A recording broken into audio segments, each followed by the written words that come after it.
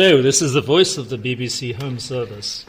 I'm here in this studio, BBC Studios, here with Neddy Seagoon. Neddy, a word from you? Hello. That's enough. Okay. Who are we really? Nobody in particular. Well, I'm Frantz Kantor and I'm a caricaturist, and he is Jim Bridges. And we are the heart and soul of the Australian Cartoon Museum, amongst other people. So, And here we are. I'm the spleen! Spleen, you swine! And here we are at downtown Docklands, and we're about to draw another Australian cartoonist. Yes. And what a nose. Oh, what a nose. What a mouth. What a north and south. Blimey, what a mouth he's got. Not him, where is he? Here he is. Yes. This fellow here. Danny Zemp is Danny his Zemp. name. And tell me a little bit about Danny Zemp. He's a cartoonist with a very, very unique sense of humour. He's also about 6'9". Yes. Well, 6'7". 6'6". And he rides a motorbike. Oh, what's a couple of feet? And he wears lots of friends? leathers. And he's a school teacher, and he's an arborist, yes. which is a person who understands and fixes up trees. And he's That's a mouthful. He's obviously right-handed, according to that photo. So I'll have to forgive him for that. Mm-hmm. He does cartoons for, what's that bloody paper? The Star? That one. The one up at, where does he live? You're talking to somebody who I'm has so no glad idea we're prepared. where I am. He lives up the country, just out of Melbourne. Beautiful place, got a couple of properties. He's a goat farmer. Goat farmer. Goat herd. And he's got a couple of llamas, I think. Yep. And he's... and does he yodel? Don't know. He is from originally from Switzerland. Switzerland, yes. Yeah. And your old lady too. Yeah. And and he's what else? He's a hell of a nice bloke. Yes, he's a very. He's more than that. He's also intelligent, smart. He's also funny. What we call the MacGyver of cartooning. What's that mean? Well, MacGyver would be stuck somewhere. Yeah. And he'd say, I know who MacGyver is. And you know, like, what can we do to get out of this mess? I know, there's an empty sardines tin. And he grabs the empty sardines tin and he starts cutting it with a knife, and he ends up making some sort of... tuna. No, he makes some wire, and out of that wire he makes something else, and then he gets them out of the problem. Right, well, this is it. I've finished. There's Danny, and, we can move on to something. Well, where's the hair? Where's the... Well, you have to use your imagination. He also plats his beard sometimes. Where's that? Where's his motorbike? Where's his leathers? Yeah. So, where's his further down the track, sense of humour? Right here. There we go. Oh, hang on. That's his impy set. Yeah. Oh, there it is. Yeah. So, what am I trying to do? What's the idea here? I'm doing a caricature, and I've done a thumbnail of Danny based on a photograph thus. So, very nice shapes and things happening here. So what's the basic shape that I was looking for? Was this kind of, I don't know what you'd call that, a shoe? It's a slipper? High heel shoe. It's a high heel. It's one of those pumps from the 40s. There you go. It's a high heel pump from the 40s. A Betty Boop style. Let's put a Dutch window. It looks like the back shot of Veronica Lake. Yeah. Her hair. A shoe. It's a shoe.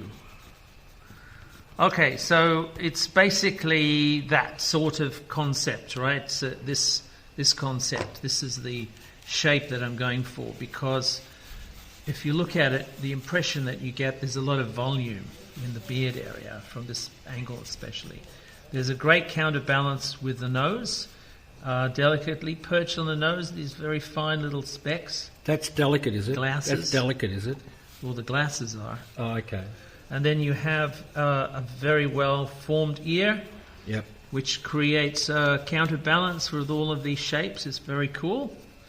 And then, of course, you've got the back of the head, and the head is long hair, so it's tied in a very intricate plait. Yes. So that's what we have to deal with. Where is the light coming from?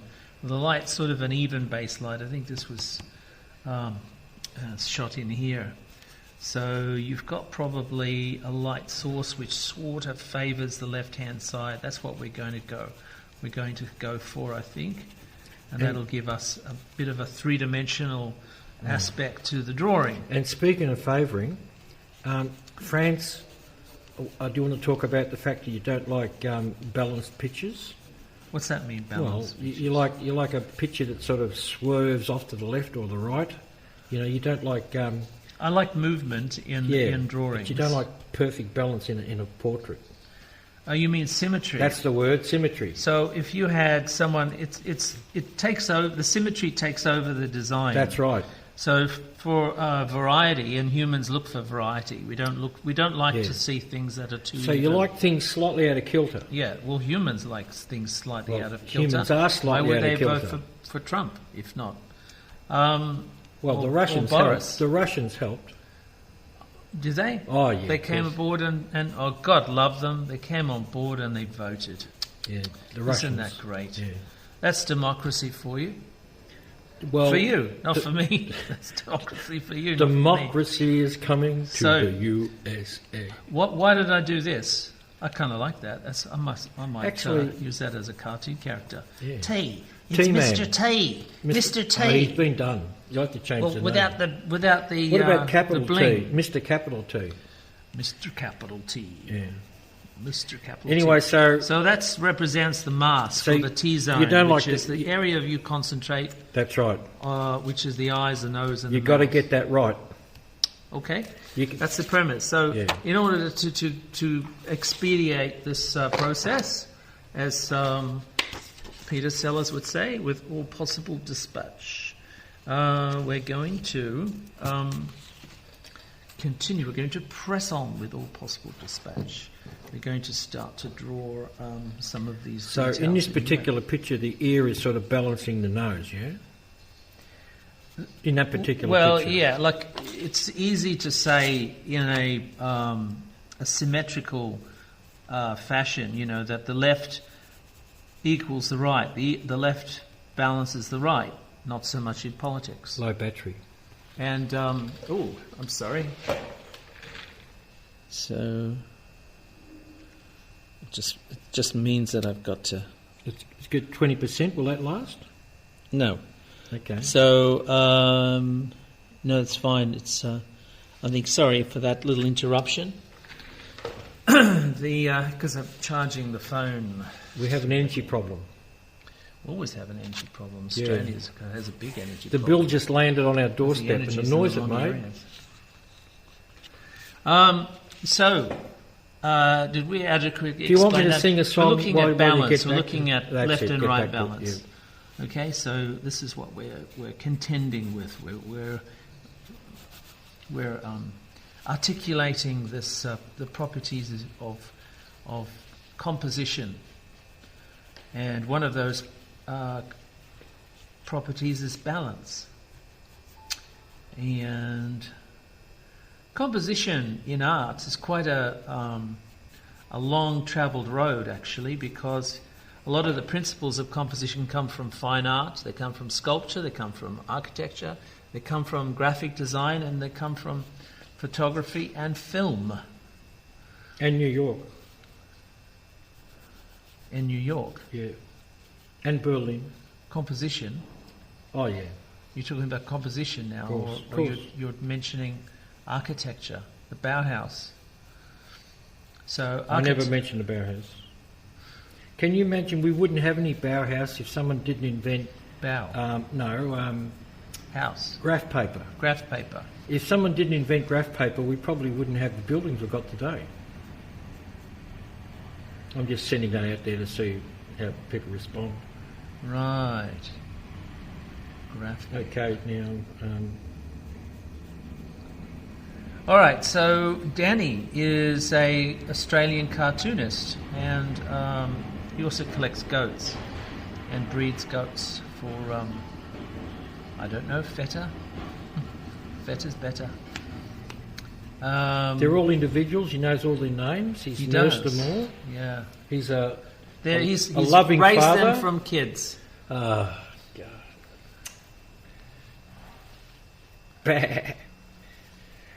Yeah, He's a nanny to many goats. and he's a wonderful source of entertainment, and he lifts a room. Yeah, he does. He's got a wonderful He could do sense it with of one humour. hand, actually. He's so strong. Well, But he lifts a room with his poisonality. poisonality. His poisonality, yeah, he lifts a room. Right. So, yeah, we're just. It's got a great. His some drawings, great shapes his drawings are happening influenced from Asterix, the Gaul, all those things, the European style. His drawing is European. He did a I don't know if You he's used still to doing say it. my drawings were He European. did. Well, they are. You have a European sensibility. Okay, I didn't realise. Small s in the sensibility bit, you know. Not much sense, but a And, lot of ability. Yeah, and he did a comic about a bloke who uses a toilet as a time machine. Whenever he sits down on the toilet, he travels through time. Yeah, Pretty anarctic. Pretty cold in there. he's an Arctic Yeah, explorer. a lot of anarchy going on in the Arctic. And at the moment, it looks a lot like James Joyce. James Joyce. Yes. Right. I don't know how James Joyce looks, but Well, he looks like that at the moment. you know, we Except were talking about the other day when you mention somebody's name. I was talking about this in school. When you mention somebody's name when you're drawing somebody, it throws you off. Oh, So when you talk about, like, when you're trying to draw Max von Sydow and as a young man, Yes. which kind of looks similar to, what's his name? I'll never forget what's his name. Yeah. Yeah.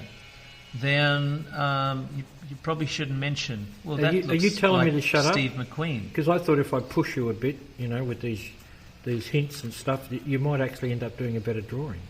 I mean, otherwise, you know, what am I doing here? Okay. Am I filling in space? I I do like Talking of caricature. I do like space. caricature. I'm qualified to talk on caricature. I do love the stuff. So what do you like about caricature? What's so funny Well, the about best thing caricature? about caricature is that it tells you more about the people than a photo or a painting will. That's what I like about it. And I don't know. It has more And life. how do you qualify Has that? more life force in caricature than in ordinary drawing, I think. Yeah. And it focuses on specific things and brings them to the surface or blows them up and concentrates, you know. Well, it is, yeah. There's a lot of concentration in the process itself. There's a lot of, you know, exaggeration. Exaggeration is really based on the fact that you're confident in the likeness or the way that you're expressing the person. And also, And you exaggerate those humans are properties. wired to look at faces and Yep. to try and read faces, whereas we're better off reading faces than we are reading Books. street signs. Stop right. at the corner, you know. Right. And faces are such fascinating, mysterious things, you know. Yeah. And they can do a lot of things, faces. There's not a lot. There are a lot of muscles on Danny's face. There's not a lot of deep set wrinkles because he's quite a youthful. He cruises through life Well, yeah. at about 120 k's per hour on the motorbike. It's funny I've when you're. only ever seen him angry once, and Yes. you know, that was a terrifying experience. I've only seen him angry once too. That was a terrifying thing. But he's a gentle giant sort of a character, isn't he? But you see, when you're in that little car with him, he takes the corners like he's on a motorbike. Yeah. Now that can be scary. But he's fully in control of everything he does, this bloke. So pencils are very adept at explaining hair. They explain hair, they explain fur very well because they're very much, you know, hairs appeal to us or appear to us as lines, linear. So what's more linear than a pencil? Pencils are made to do lines. the way that you build up tone efficiently in a illustration or a caricature, the efficient way of doing it is to lay down strokes like this, which they call hatch lines if you're doing pen. And going in the opposite direction builds up a darker tone, and that's a cross-hatching. And there are also other pen techniques like scribbling, and there's sort of basket weaves and things. We should talk more about that when we do pen. Well, beards tend to be squiggly, yeah? Well, it's not just... I'm actually going in the direction, I'm looking at each of the hairs. Yeah. And I'm pulling the pencil in the direction of the hairs. It's almost like a comb. So I'm combing this hair, this beard. With the pencil? Yeah, that's what I'm doing. Ah. You know, you can lead a horse... scribbling you can lead a horse randomly. You can lead a horse to water, but a pencil must be led.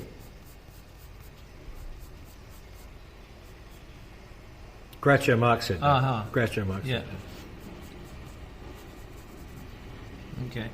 He also wobbled his eyes when he said it too, of course. Right. So you're following the contours Except of over the here. chin. Yeah, there's a lot of... with Because I the need to hairs. build up shadow down this area of, Yep. of the cheek, down Yep. at the bottom end. So I'm going to be using a combination of It looks different like Danny already. random... The magic has already started. The magic of recognition has already started. The magic of recognition. So Well, the way we recognise faces, we look at things, is the same way as we recognise shapes in clouds and in natural forms. We tend to make sense of our world in relative terms that can communicate quickly and easily, almost like symbols. That's why symbols work so beautifully, and symbols coming from an informed background of cartoon, like some of the like lucaflects are these little reflective shine symbols, that tell us things about Aren't you glad the we've world got a in name for symbolic it? form. Aren't you glad we've got a name for it? Well, I would have come up with... For years we didn't have a name for that. We just call them That's just reflection. shiny mirrors on someone's head, which is a reflection of the mirror, or the window they're looking at, Yeah, but it's interesting. It's no secret that it's a language that comes from cartoons, because cartoonists use symbols more than anyone else. Wouldn't you say that? Yes. Why? Because they do. It's not really an answer I wanted. You want an answer? Yeah. Oh. Which particular answer do you want, and I'll give it to you. Which one do you want? Well, one that makes sense of the argument. Well, cartoonists are like ordinary artists, except they simplify everything down to a certain degree. Why? And that can be for lots of reasons. Like if they draw a prime minister every day, they simplify the drawing after a while, just because they get used to it. And in the end, there were people drawing John Howard as a pair of glasses with some eyebrows on the glasses, and that's it. The guy does. What is it?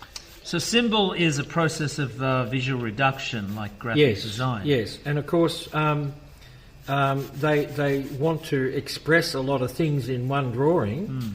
So you've got to come up with symbols, and of course a symbol can mean different things to different people. And if you actually mix several symbols together in that picture, it's multifaceted, isn't it? Yeah, but I want to talk to you about... The idea of symbols is a universal language. Yeah, it's not something that you can interpret separately. It's visual, and good symbols have only one. They're not multi-interpretive. Well, a good symbol is not a multi-interpretive. That's not true, because it can be changed in its context. All right, so it can be in association with something else. Yeah. Especially if you were going to mix, say something about. especially if you mix symbols together. Yeah. You were going to say something about. It didn't break. Well, I'm just talking about the beard. Now, you're sketching the beard in with the brown pencil, and you'll later on add other tones. Other tones, but then it gets pretty dense because already the beard looks full. Right. You know, it looks full. So you've got to be careful when you add those tones. Yeah. Because you'll end up blocking it out and it will look like a wig or something. You know what I mean? So, yeah. I mean, at the moment it looks like Danny. I mean, that's his beard. But once you add those tones, you've got to be careful, I suppose, because otherwise you'll end up losing that. It'll look like a mat as opposed to a beard. Well, let's find out. If you add too much We'll colour to it. We'll wait and see.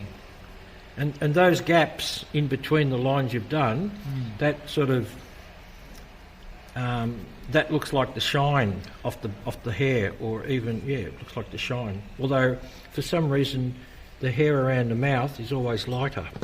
Right. Your moustache and all that sort of stuff. Will you get back to drawing? Yeah, I'm just trying to. He's communicating with the world out there. He's looking at himself drawing while he's drawing. I'm going to share this. Is this what you're talking about, sharing all these? No, it comes up on the side. Anyway, get back to the drawing. All right, this is just Facebook talk.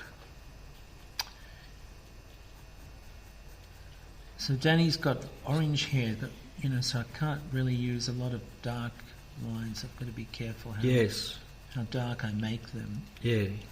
But I want to try to keep it very clear. Well, did you hear what I said about the beard? Yeah. So you're not going to add much to that because you'll lose that. Yeah. And that's also one of the wonderful things about using toned paper, isn't it? Because it does... Well, it meets you halfway. Yeah, it does half the work. Yeah, which is great. Yeah. It comes from, people like Da Vinci, who was a notorious lazy artist. Notorious. A notorious lazy artist. Very, very lazy. Well, no, I think he very lazy. He started too many things. Didn't finish enough. Freud wrote a whole book about him. Right. And he was interested in everything in a 360-degree radius of himself. Yep. And that's a lot of stuff. Yep.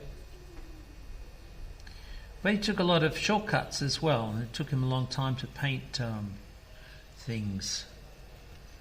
So he was also very shiny ball syndrome. He's very distracted by science and but he was also a perfectionist, and of course he was learning on the job all the time. Yeah, changing his mind.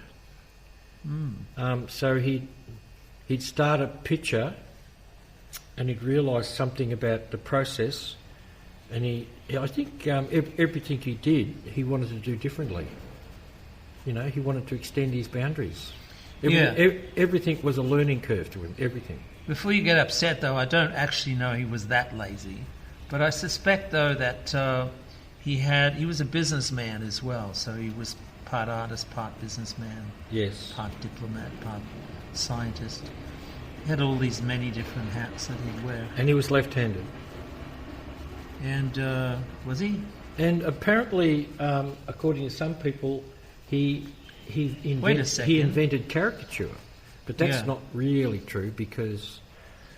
Well, it depends on your perspective. I think people had caricatures long before the Karachi brothers, where they made it into into acrobatic. No, they made it into a genre. Right, and a high wire act. Yeah. And the King of England, when he first saw them, reckoned that they were mad designers who drew them. Mad designers? Yeah, MADDE, mad designers. Da Vinci did grotesques. So he'd follow a person who had a really hell of a head on them, and he'd follow them and look at them, and then he'd sketch them. Yeah. And then he'd go back to the studio and he'd push it even a bit further, but they were more grotesque than caricature. So he didn't. I don't think he invented caricature, but I mean, and I'm not sure about the Carracci brothers, but they were before or after Da Vinci. I think they're after. Right. But the genre of caricature came out of Italy, out of the Renaissance. But there are earlier pictures of... A lot of stuff came out of Italy, out of the Renaissance. Oh, yeah. Like fumetti, probably. Well, that's just another word for smoke. But Yeah. it's the Italian word for comics, because it... In the early The days, speech balloons and the thought balloons are were- like smoke. So yeah, they were words written on this expiration of steam that Yeah, came out of their face. a lot of great things come out of Italy, that's for sure. Gino Lollobrigida. Fellini. Right. Michelangelo. Mafia. Right.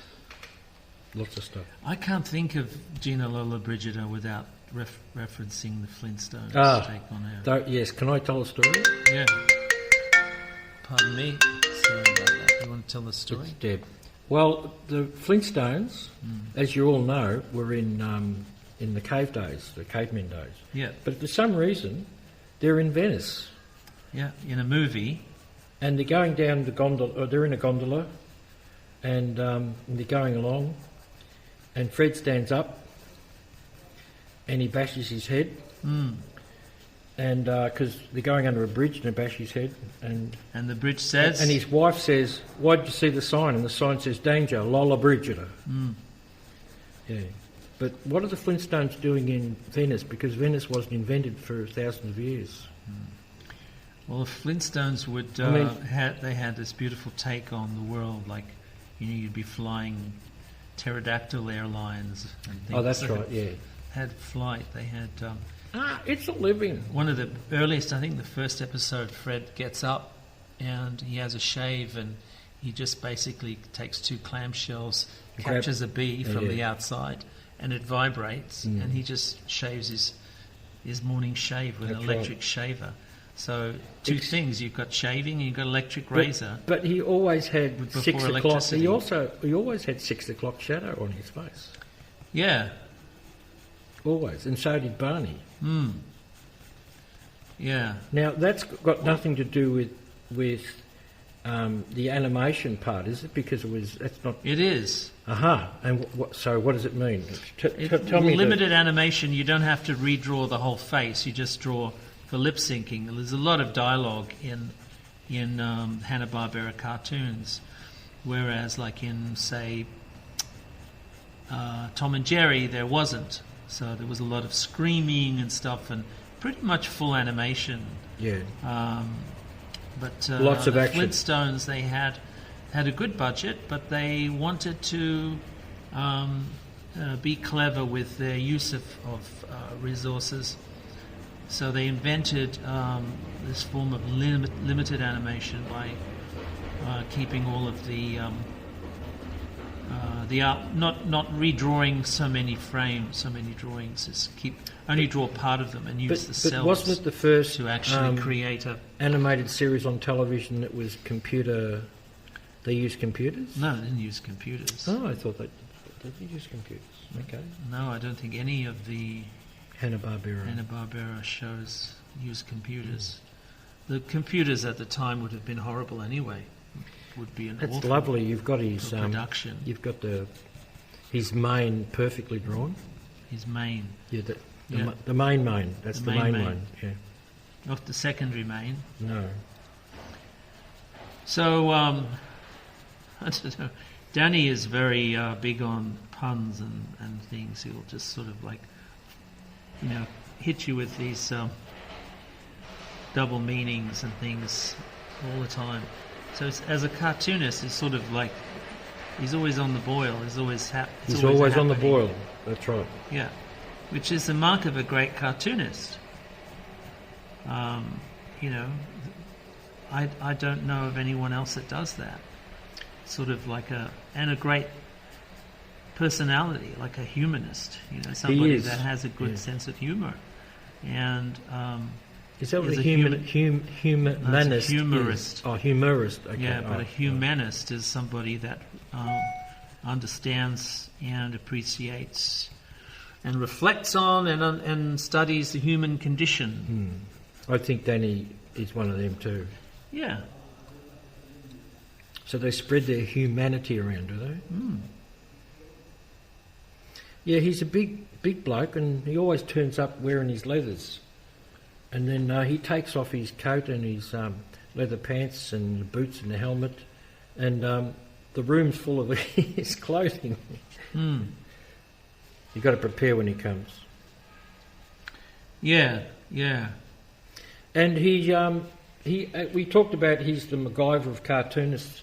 He's been fixing up all sorts of things he's found on the side of the road.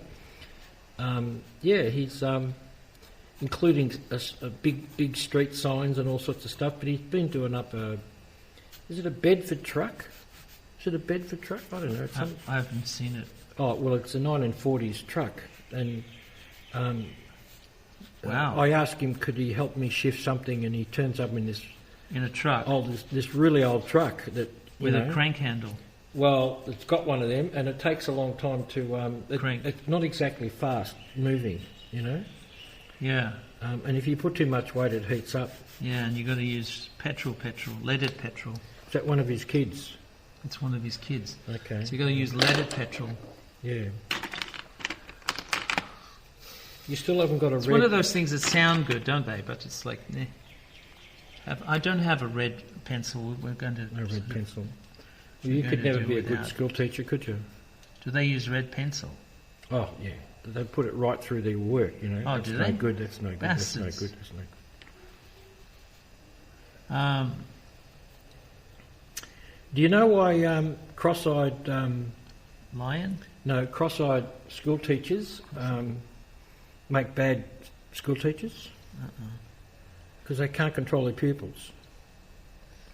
Oh, dear. See what the tones Now come that down wasn't to. Let's that go bad. back to the BBC. Hang on, that joke wasn't that bad because you kept drawing right through it. You'd normally stop. I'm when they're pretending that it bad. never happened. Oh, okay. So, well, I mean, say a little bit more about... Danny cracks jokes like that, so Yeah. I'm just trying to be, More Danny. Yeah. A little bit of Danny in the Although room. his jokes are a little bit better than Ian McCall's. Because he Right. can stop traffic with his puns. Yeah. I think maybe that's the intention of puns, stop traffic. It's this sort of thing. We've spoken about... I don't know if we've spoken about this before, but I've spoken about it before. Puns work beautifully in cartoons and animation, so you hear a lot of jokes that are pun-driven, a lot of humour that's pun-driven in animation. It works really well. Visual puns in particular. But it's the reason is, I think, because of the medium allows for that sort of exaggeration. And also that when a pun is actually connected to shorthand, you can do a lot of things with it. The Warner Brothers thing where the mad what do you mean professor. shorthand? Explain. Well, the mad professor invents a blot, and you pour it onto the ground, and it's a circle of black, and you put your hand in, it's a hole. Yeah. So you pick up this hole and wrap it up and fold it up and put it in your pocket, and you go to a bank and you put on the side of the bank wall and you just put your hand in and pull the money out, and you pull the hole off and fold it up like a handkerchief and put it in your pocket and walk away. Yeah. Now that's a brilliant use of shorthand and also of symbolism. Because a hole is just a black circle filled in with black. That's a hole. Yeah. Yeah, it's a famous... Danny's conversation Brothers and his cartoon. jokes are like that. He's always playing with a word. Is this a segue you're doing? What are you doing? He plays with a word. You say something, Right. and Yeah. like I've got a friend who's a poet, and I'll say a certain sentence in an unusual way, and straight away he uses that word and he goes off and writes a little poem about it. But Danny sort of, you can see him turn it over in his head, that particular word. Now, how can I make a joke out of that? How can I make a cartoon out of that? He's forever converting it into a visual metaphor. Sure. Yeah. Yeah. And when you're with him for long periods of time, like I've gone interstate with him and stuff, we discuss all this stuff. But Move this up here a little bit. So I'm just going to have a little bit of a surgical operation on this. he's got no grey hairs yet, has he? He's a young bugger. No, I'm sure he has.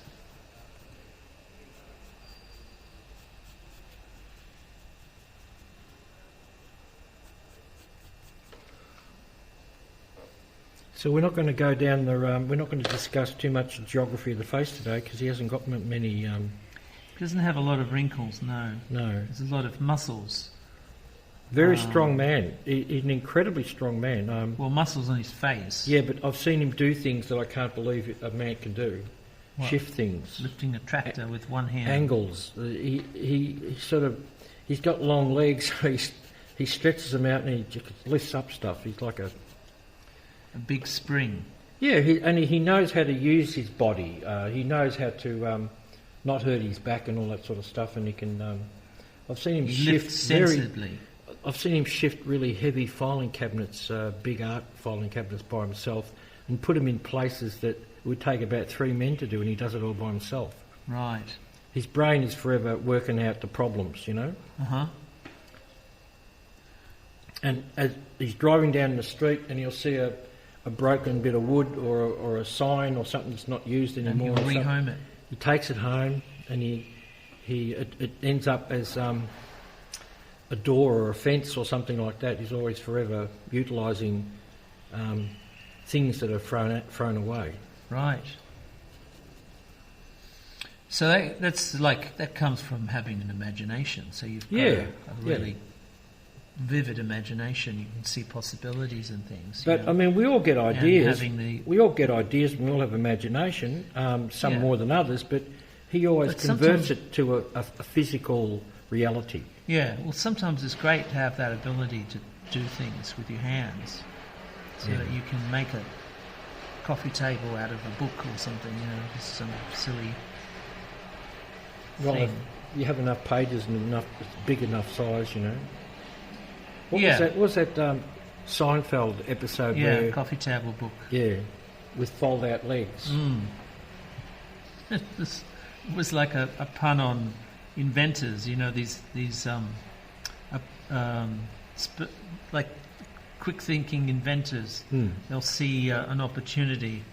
It's not really an opportunity, but they get really excited. Well, I'm pretty sure a cartoonist came up with that gag. You know, coffee table and book, coffee table book. Yeah, and then they just drew legs on a book, and there it was. It seems very obvious, though. It's you know, Seinfeld himself does like a lot of observational humour. Yeah. So it seems like a pretty obvious. Someone would have thought about that at some stage. Those two words that shouldn't go together, they actually go together, and this is how they go together. So it's that's how a lot of cartoonists work out their gags. They put two unrelated things together that fit, and then bingo, you know, and come up with something new. So it's an invention. It's inventing, you know, novel ways. Humour works by a lot of, you know, association of, like, we assume things will end up this way, but in fact they end up another way. That's right. Which is the part of the humour, the unexpected stuff. That's the humour. I mean, what do you do? What do you get when you mate a giraffe with a tank? You get a cartoon. That's what you get. Ah. Okay. So it's not funny. It's not supposed to be funny. I'm just saying that it's just an observation. You marry two things together and you come up with something that is useful, or it's not useful, but it's very different. Right. And depending on how you draw it and how you put it together, it can be very fun, very, very funny. Whereas if you say it like a joke, it's not funny. It's not funny, yeah. That's right. I'm going to try to get. I like what you've done with his mouth too. That's good. That's very good. That's him. Yeah, but I think I've actually gone a bit too far with the black.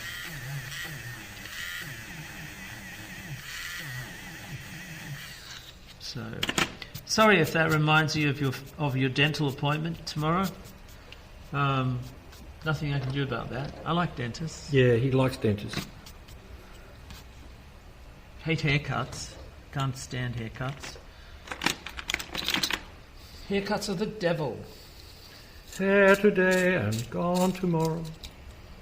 I don't like people fussing around my head. Really? In my mouth, fine. On my head, no. It's not. That's because that's where all the ideas come from. That's why. Well, I don't know what it It's is. a sacred site up there, isn't it? A sacred site. Yeah. Yeah. What would I have done without this battery-operated I don't know. machine? I mean, a lot of people could say things like that, can't they? What Right. would I do without this battery-operated machine? Yeah, well, it saves time, doesn't it? It's like it's a boon, you know. I might invest in an electronics sharpener, pencil sharpener. Might do that. Why not? So let's press on with all possible dispatch.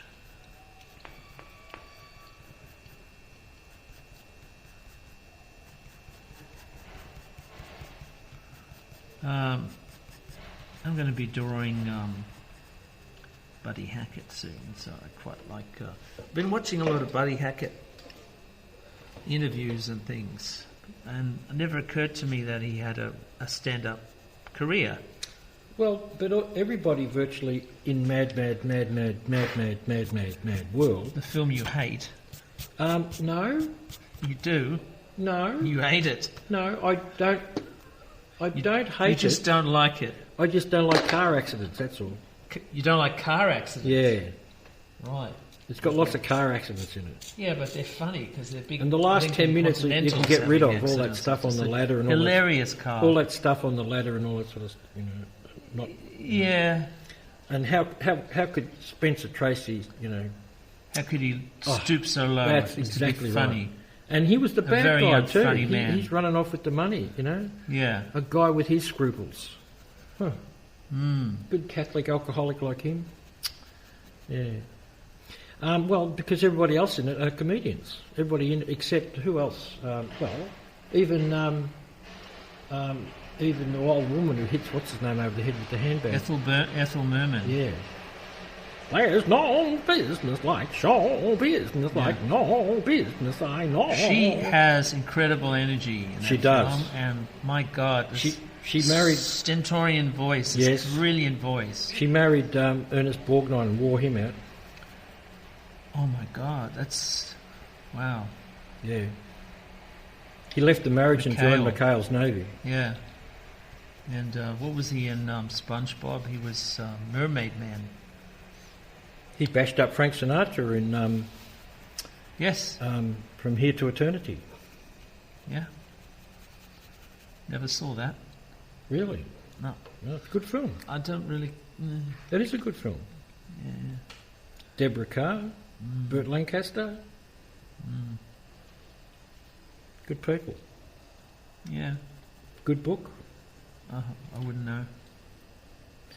Yeah. Black and white. It's in black and white. The book. Did you drag your, did you go from Universal horror movies to Hammer movies and Hanna-Barbera, and that's it? You've never been out of that stable? No. No, You see I the watched. I watched a lot of TV westerns. I love westerns. Yeah. What's your favourite TV western? I watched every episode of Wild Wild West, so I would probably say that would be up there. I reckon Have Gun Will Travel was the best. Couldn't see that. I never saw that. All the episodes are up there now, Don. Big Valley, I saw a lot of those because I was up as a teenager till all hours, and it was like on at 4 or 5 o'clock. Yeah, they put the bad shows on late at night. Well, they're not bad shows. They're not. Don't give people the idea that they're. Big Valley was a great show, was it? Well, they had the Baron, the Danger Man, Yeah, I loved all that stuff. Yeah, Danger Man was good, but the Baron, God. It was all right. Nothing wrong with a bit of old Well, I mean, simple drama. the they're not intended the British to be... Avengers, the British Avengers blew them all out of the water with its humour and its scripts. Yeah. That was Channel 2, though. What, you didn't have Channel 2 in Sydney? Yeah, we did, but it's like they didn't have all-night No, they didn't. broadcasts. Although they have a lot of really old British movies at 2 o'clock in the morning, 3 o'clock in the morning. I used to stay up to watch them. Some Ealing studio I used to stay stuff. up to watch them. Gainsborough pictures. Yes. All of that I stuff. can see you've seen the first 2 minutes of every film. The lady who dusted her bonnet.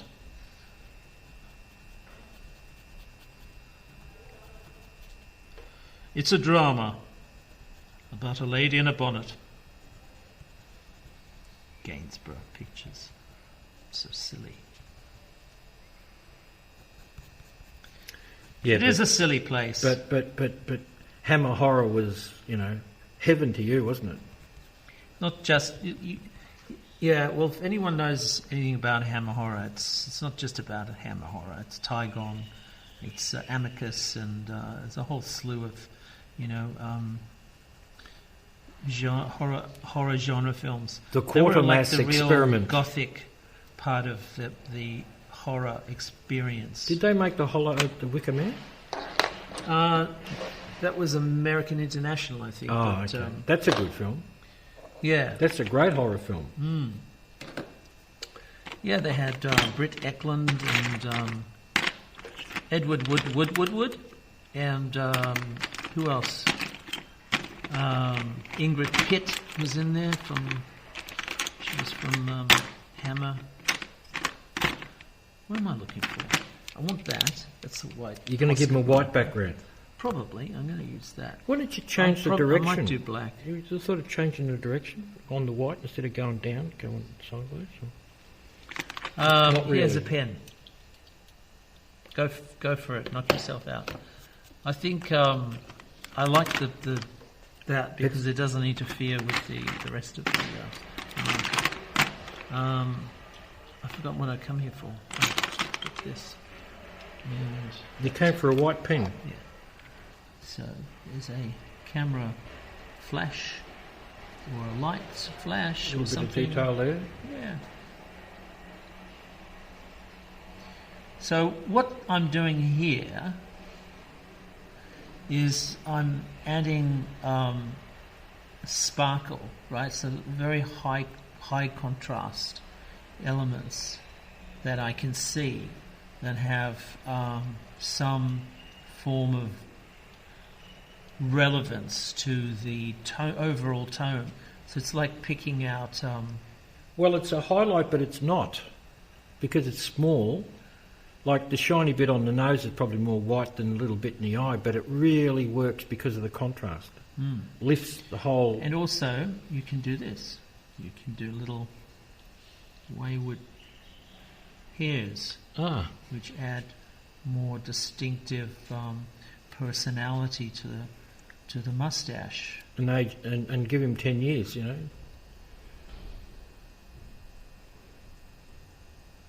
So, yeah, it's all about balance. And let's use this baby. This is a Posca brush, so it's going to be a bit flexible. Because it's a brush, you can get fine and thick lines at the same time.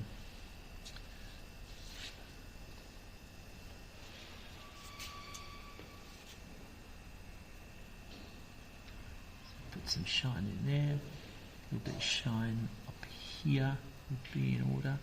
So he's got a lot of muscles on his face there. It's not a lot of,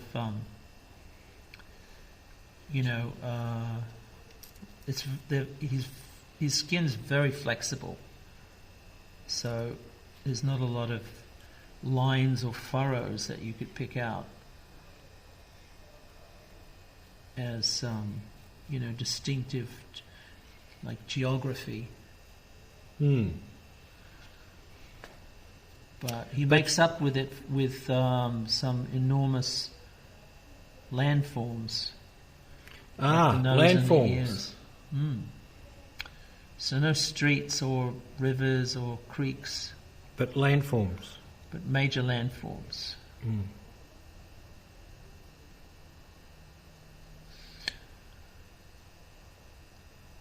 So It's interesting because you've made his nose bit of- big, but you've made his glasses smaller. so what's so funny about that? So it should be A the lot opposite. of people, when they do caricatures with people with glasses, they make their glasses bigger than they actually really are. Right. You've gone the other way.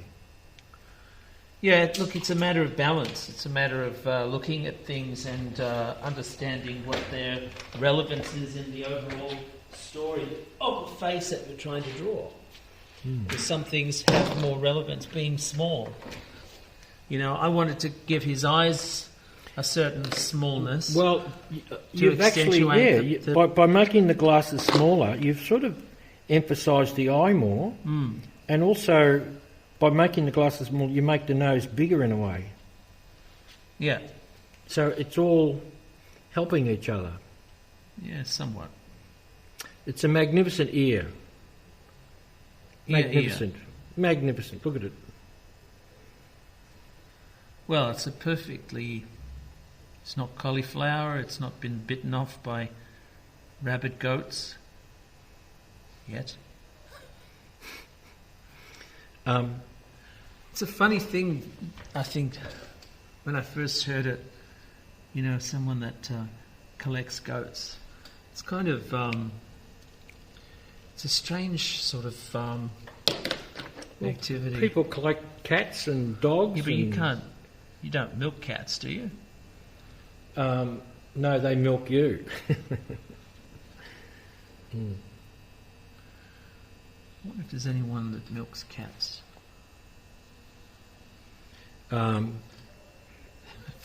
It's a good A time very to change. little bucket. It's a good time to change the subject. You think, you know? Milking cats. No, I think let's stick to it. Let's talk about milking cats. You know what? I don't know whether I should put black, but I'll try. We I'll once see had what a I can dog do. called Milky. No, that's not going to change the subject. Okay. Milky. Yeah, he was light colour. Oh, right. So My your, daughter the named it- naming conventions in your house were very particular, very descriptive. I didn't know him, and my daughter did. Right.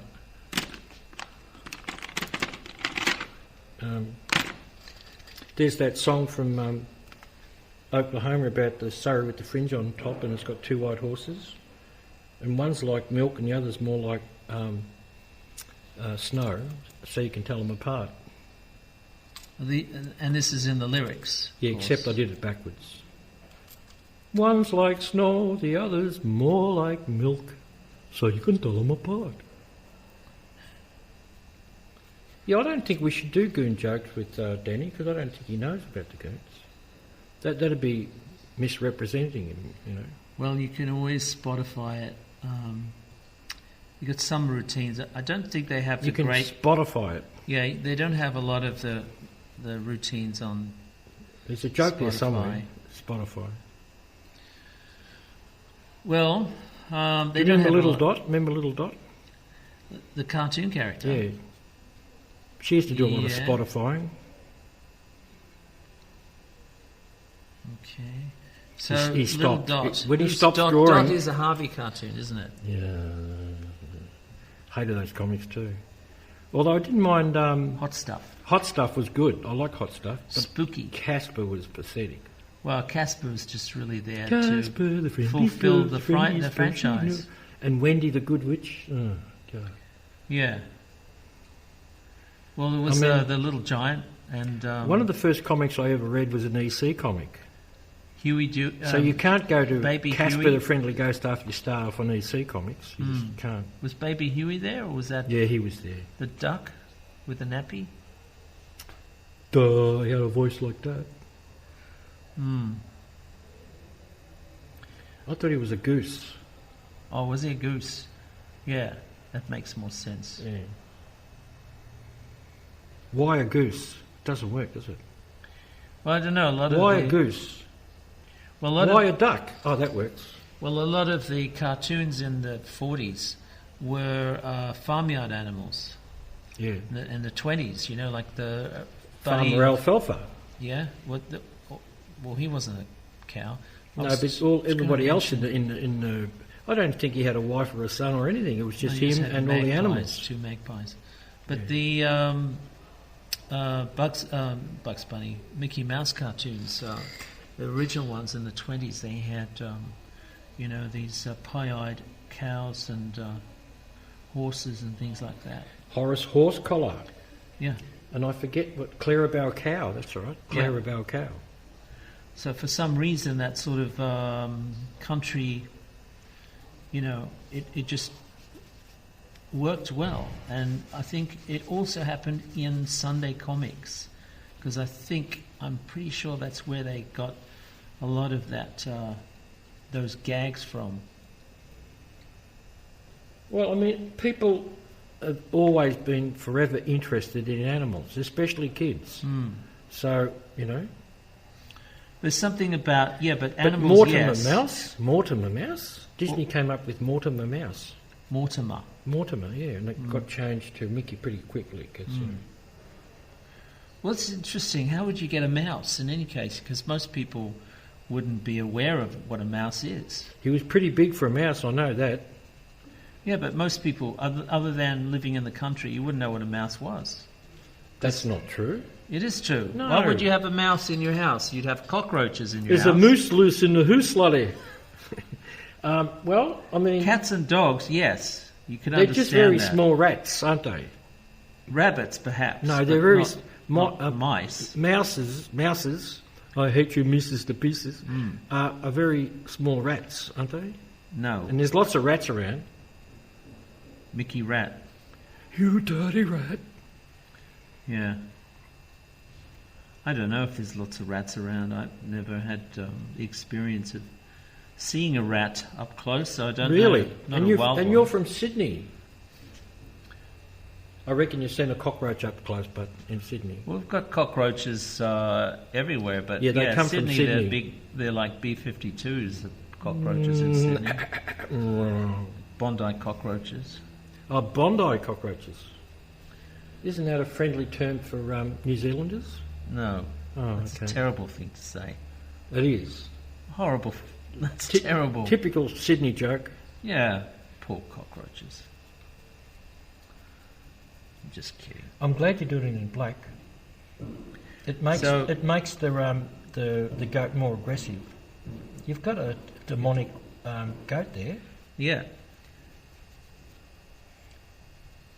They'll eat anything, they're incredible. As a kid, when you see these cartoons of goats eating tins and things like that. Yes, there's another thing. See, farmyard animals. For some reason, there were proliferated cartoons, and no one had ever seen a bloody goat up close, or a goose, or a duck, or anything like that. Cats and dogs, yes, but not. Well, what about all the farmers and all that? They went to the pictures. They went to the pictures, all the kids, So what you're saying is basically the cartoons are only for farmers? No, I'm saying that man has always had an animal. Yeah, whether it's a dog or a cat or a bird or something like that. Yeah, dog, cat, bird, that's, Even like... Yeah, but they come in all sorts of sizes and varieties. Yeah. And birds actually talk back to you, up until I was about 10, the only chicken I'd ever seen, other than a cooked chicken, was Foghorn Leghorn. I knew he was going to say that. Yeah, it was my favourite. So that's all I'd ever known. Goats I'd seen as cartoons, probably by Disney or something like that, but never seen any cartoons. Never seen any real animals like that, or pigs, let alone that. Never seen a pig. I still haven't seen a pig. Really? Yeah. Didn't you go to the show? They're huge. Yeah, those. Huge. Yeah, but you can't get near them for the 15 feet long. The slop, and they smell like pigs too. God. Yeah.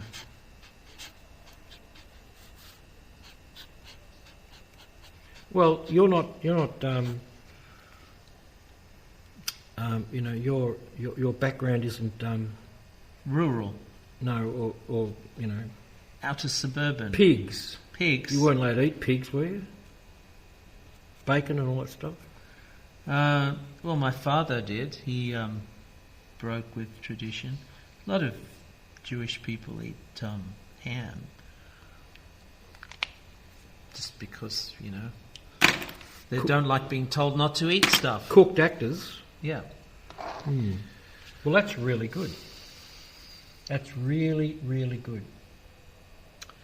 Very interesting man. He's, you should check out Danny Zemp on Facebook. He posts cartoons every day. It would be social comments, like a true cartoonist. I can't do that. I have no What do you think this is? What do you think this is? Well, you do this every day. Yeah. Well, this is my small and also, attempt when at he cartoons. posts things, he actually shows you the whole process of drawing. So he's into education. Who is? Danny? Danny is, yeah. Yeah. Because he does things through the, what's that thing called? That's before. Wireless That's iPad. before. That's before. That's before. And that's after. After. Okay. I know he's what you're making fun of after. my accents. All right. So this is Jim Bridges and Danny Zemp. Danny Zemp. There's And Danny Zemp. Frantz The Kantor. BBC Home Service. Saying we'll see you next time around. In other words, Ying see dong, you ying dong, ying dong, on the ying flip dong, side. ying dong, ying dong, ying wop, wop, wop, wop, wop.